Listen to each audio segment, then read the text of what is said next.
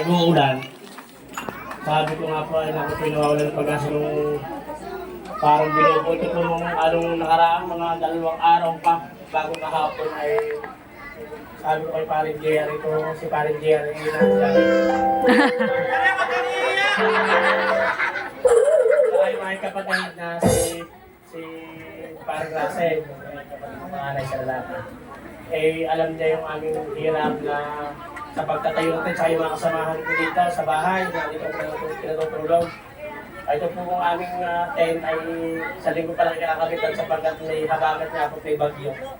Sa biyaya po ng Diyos ay ito po nangyari.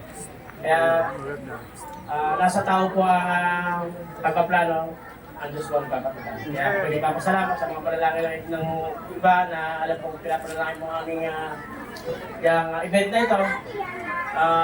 Success naman po sa biyaya po ng Diyos na gumanda po panahon kahapon pa.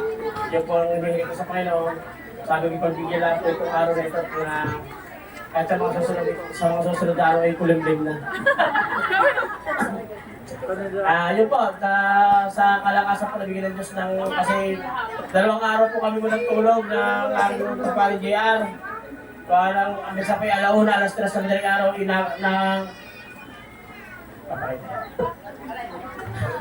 ay talaga pong ang hangin at saka ang ulan ay bumubulo so kaya sa biyaya ko lang doon sila pagtagumpayan at sa aking anak na si Mercy, happy birthday anak. Ang wish ko sa iyo ay kayo mag-aaral na mabuti at sumunod sa magulang, maging masipag, madiskarte sa buhay. Unang-una nasa Panginoon, tatagumpay. Ito po na ito ay hanggang kaya kong ibigay sa aking mga anak. Kasi ito po ay, dito na ako sa akin yan. Ang negosyo ko pa dito na Maria's Kitchen. Kaya kahit medyo gipit, medyo nakakaraos ka, alam ko muna iraos. Sa biyaya ng Diyos. Pinapasalamat ko sa Diyos na ito kung baka ito ay sabi niya. Sabi ko huwag ka na mag-pito-pito, ipapasya na natin at kuha na makapaghina na kami ng 1 taon Dito rin po, ay sabi ko, gusto ko dati yung mga nakita ko, kasi ito po yung kasama ko sa event na mga pito-pito, gusto niya gano'n. So, hindi bigay sa ako tayo makakayat. Ang pinagpapasalamat ko po ito mga pinili kakasakit. Kasi yung iba po ay nag-direct sa parang pera para sa pamilya gamot at bago na sa mga anak ko sa biyaya ng Diyos ay hindi po na ospital. Yung pinagpapasalamat ko kaya kahit ako'y gumastos, wala namang problema. At siya'y masaya at nandiyan ang kanyang kaibigan. Happy birthday, Neng. At nagpapasalamat ko po lahat ng tumulong sa akin sa sound system. Ari po, si Parang Joel, yun po lagi ko pong lagi po nakasuporta sa akin. May ibigay man. Wala po nga, ibigay pala. Yan rin, sadyang tayong kapatid ko na rin sa aking itong Maring Luna. Saka hawarin ko nga ng speaker na rin. Ito ay tumunta rito. Napakamahal ko ng talent niya, pero hindi walang bayad sa akin. Salamat pa rin, Ken. Yan ho ay sadyang ko halig. Dari ho hindi pa sa inyo makausap. Sadyang po hindi ko halig. Kaya nagpapasalamat po sa kanya. Sa bumubuo po na kay Paring Joel na mobile. Salamat sa inyo.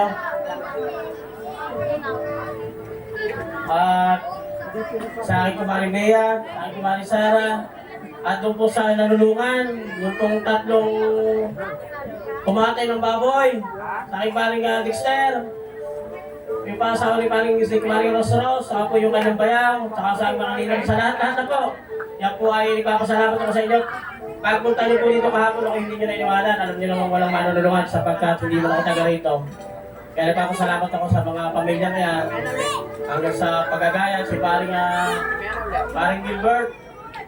As Paring Gilbert. Yan po, yan po yung isang napakatitigang ko pare. Kay Ate Mayla. Yan po si Ate Mayla. Yan po yung talagang ako'y nagpapasalamat sa kanya.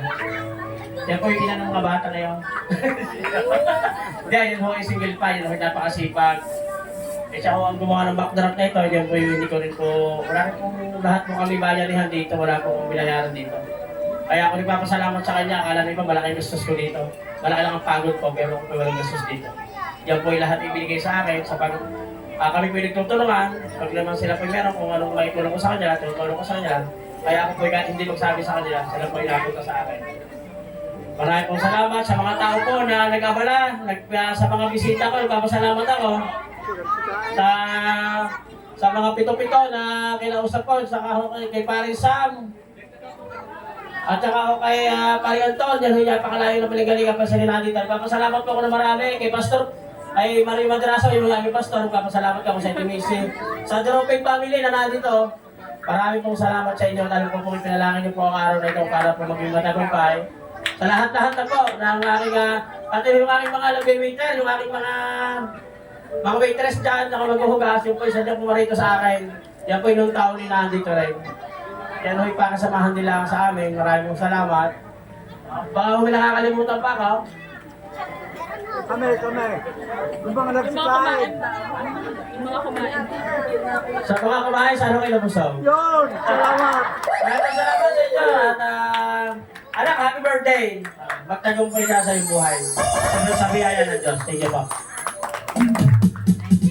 So, thank you po sa talagang nakapagpagdamdami ng ating pong ama ng birthday celebrant.